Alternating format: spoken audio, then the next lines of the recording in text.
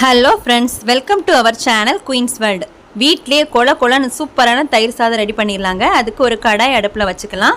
தேங்காய் 2 ஸ்பூன் போல் ஊற்றிக்கிட்டு 1 ஸ்பூன் உளுந்தம்பருப்பு, 1 டீஸ்பூன் கடுகு, கொஞ்சமாக கருவேப்பிலை,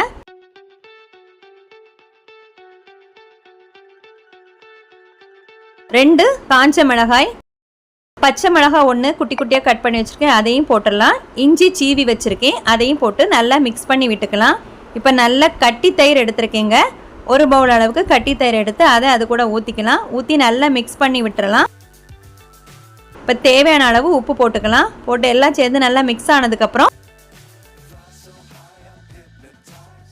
கொஞ்சமாக மாதுளம்பழம் உறுத்து வச்சுருக்கேன், அதையும் போட்டு மிக்ஸ் பண்ணிவிட்டு சோறு நல்லா கொலன்னு வடித்து வச்சுருக்கேன், அதையும் இதில் கொட்டிடலாம். கொட்டி நல்லா கிளறி விட்டுடலாங்க.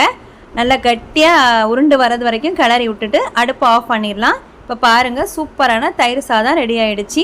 கல்யாண வீட்டு ஸ்டைலில் இருந்துச்சுங்க சாப்பிட்றதுக்கு. நான் இது கூட மிளகாத்தூள் துவையல் அரைச்சிருக்கேன், மாங்காய் தொக்கு கூடவே பப்படப்பு பொடிச்சு வச்சுருக்கேங்க.